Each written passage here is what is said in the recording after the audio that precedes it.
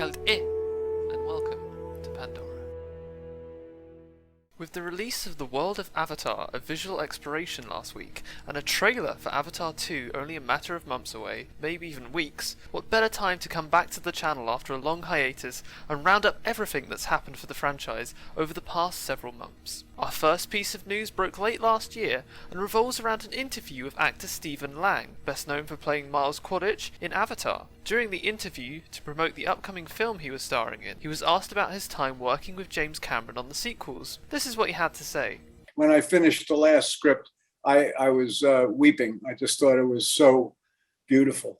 Yeah, the final script, because he's telling a great story, an original story, a beautiful story, and I was just incredibly, moved by it, and I trust and believe that audiences will be too, because one of the things that he does really well is he moves it from the page to the stage in a very in a way that is very literal. As you can see, he clearly has a passion for the franchise and a love of James Cameron's approach to filmmaking. I think what's amazing about this interview is that it confirms that the script for Avatar 5 has already been written and will hold some major moments for the franchise. It's amazing to hear how far ahead in development the later sequels are and how much love and care is being put into them despite potentially not being seen for many years yet. I truly believe the franchise is on the edge of an explosive comeback, and this news just makes me believe that even more. Around the same time last year, a smaller piece of news dropped relating to the sequels, this time relating to the production cast of Avatar 2,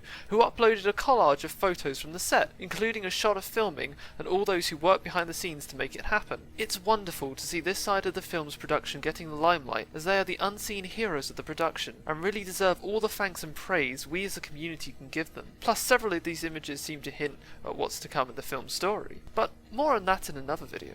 A few months after saw another announcement for the sequel, this time focusing on the casting of the sequel's composer. For those of you who don't know, the original Avatar was scored by the late James Horner, who was able to bring to life Pandora in a way no one else could, and created the iconic soundtrack that still resonates to this day. Unfortunately, he passed away in 2015, and was unable to work on the sequels before his death. As so, it was just announced that Simon Van Gellen will be taking over the role for the future sequels. Not only does his work include the soundtrack for several films, including the Magnificent Seven remake and Peppermint, but he is also part of the team that worked with James Horner on the first film's Na'vi songs, and has since gone on to compose the soundtrack for Animal Kingdom's Pandora: The World of Avatar. This is wonderful news in my opinion. I don't think there's anyone more worthy to take over the role and keep the legacy of James Horner alive in the music of the franchise. I'm really excited to see what he's able to bring to the soundtrack of the sequels, and how it will enhance the storytelling being told. I'll be sure to keep an eye out for the soundtrack's release next year, as it's bound to become a regular listening for me. Another update to a piece of news we had covered on this channel a lot also broke around this time. The Amazon listing for The World of Avatar, a visual guide, was updated and now includes a preview image of the book's back cover. While most of the back description is what you'd come to expect, there doesn't seem to be any mention of the preview of Avatar 2 that the book was first solicited with. I'm sure it will still contain some insights, but it might not be as much as we first thought. More interestingly is that the book also now has a rendered 3D model of what it will look like. It appears that the book will be a lot thinner than first imagined for a hardback guide. While it isn't necessarily a bad thing, I was surprised by this and hope it's able to cover enough of the universe within its pages it has. Now, given how the book was released last week, I will soon have it in hand to be able to tell if this is true or not, so please expect an upcoming video on my full review of the book. Also, at the tail end of last year, the official Avatar YouTube channel was updated with more Q&As from Avatar's 10th anniversary. These included interviews with cast members such as Sam Worthington. If you haven't already checked them out when they were first made, I would highly recommend you watch them. Each is a fantastic insight into the actors behind our favourite characters, and really shows how passionate everyone who works on the franchise is about the stories they're telling. I really can't wait to see more of these uploaded to their channel soon.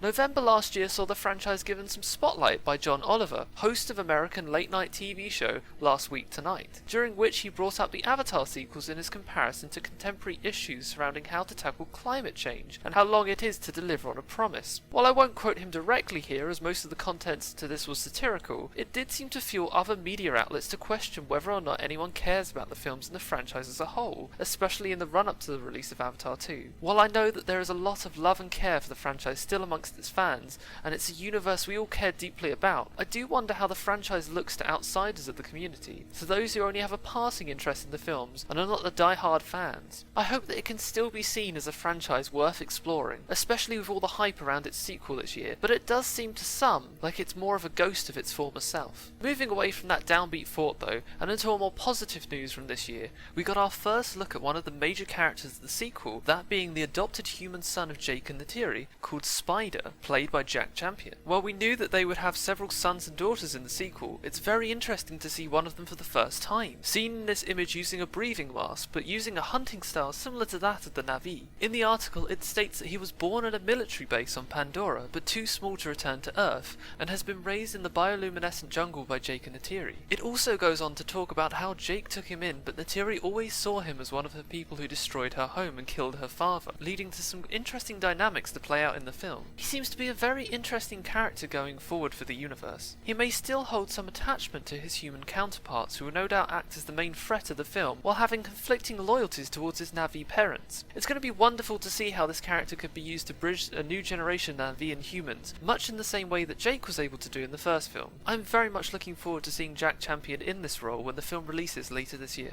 Finally, one of the more recent pieces of news that dropped for the franchise only a few weeks ago was that it appears that we should be getting another new mobile game for the franchise. While I've already covered Pandora Rising on this channel before, this new game, entitled Pandora Reckoning, looks to be a tower defense game set in the Avatar universe, where you take on the role of the Na'vi going up against waves of RDA forces. While the gameplay doesn't sound the most exciting, I'm very curious to see if there will be greater lore integrated into the storytelling, as they have done with Pandora Rising. There is no date set for its release at the moment, but you can sign up for news on its website. If I had to guess, I'd imagine its release will coincide with the film's launch at the end of the year. But for now, that's everything that's happened since last year and since before the long hiatus. I wanted to thank everyone for their continued support for the channel over these past many months. While I may not have been making content, I still have been reading every comment, and it truly means a lot to see so much support. The hiatus itself was caused by a number of personal factors in my life, but needless to say, I'm now in a much better place. Be sure to expect a lot more content on the channel over the next coming weeks,